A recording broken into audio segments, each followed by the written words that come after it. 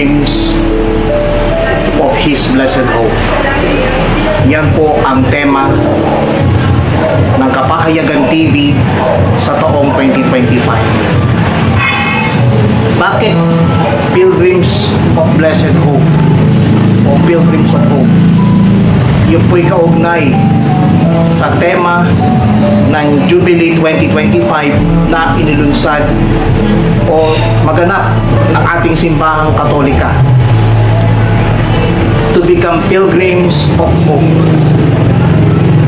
Umasa tayo sa tunay na Diyos na nagpahalaga sa atin, at bawat isa na may pananalig at pananampalataya sa Panginoon Diyos ang siyang patunay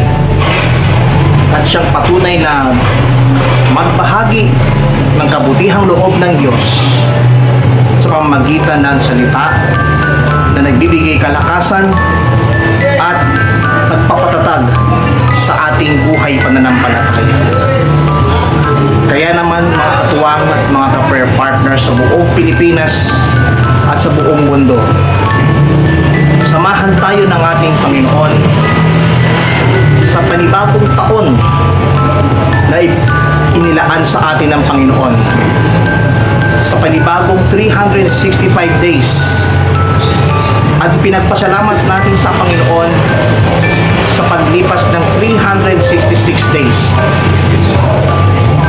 mula sa buwan ng Enero hanggang sa pagtatapos ng nakalipas sa 2024, at sa pagsapit ng unang araw sa bagong taon, lahat tayo ay magkaroon ng sigla at lakas upang sa pamagitan ng salita ng Diyos, tayong lahat kasama ang inyong lingkod ay nagkakaisa sa pagsamba at pagluwalhati sa ating buhay, banal at makapangyarihang Diyos.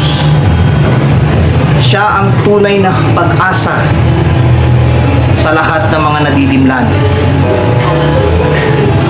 Binigyan tayo ng Diyos ng pag-asa sa panahon na tayo walang-wala. At sa taong darating, umasa tayo na sa tulong at awa ng ating Panginoong Diyos, maranasan natin ang kadakilaan at kabutihan buhat sa ating Panginoon. Kaya sa inyo lahat, kapatid, friendship, ka-prayer partner at katuwang, sa mga nanonood sa Kapahayagan TV at sa UGC Unstoppable Grace Channel, umasa tayo na sa Panginoon tayo magtiwala. Patuloy tayong samahan ng Diyos sa panahon ng patuloy na nawalan tayo ng pag-asa, at sa pamagitan ng kabutihang loob ng Diyos, siguradong sigurado tayong lahat ay patuloy na manalig at manampalataya sa Panginoon. Kaya ang gawain ng El Shaddai na itinatag mismo ng Diyos sa puso ng ating punong lingkod ay isang Catholic Charismatic Renewal Movement at isa siyang non-profit organization. Sa madaling wika, walang relihiyong itinataas ang samahan na kung saan ako kabilang, kundi ang tanging Diyos na siyang ating sinasamba at niluluwalhati sa Espiritu at katotohanan. Sa inyo pong lahat, kapatid, friendship, ka-prayer partner at katuwang,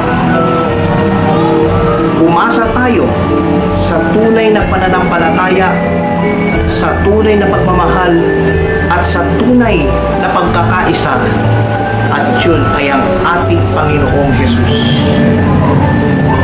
Isang makabuluhang Pasko at masaganang pagpasok ng 2025 ang aking pagbati sa inyo lahat.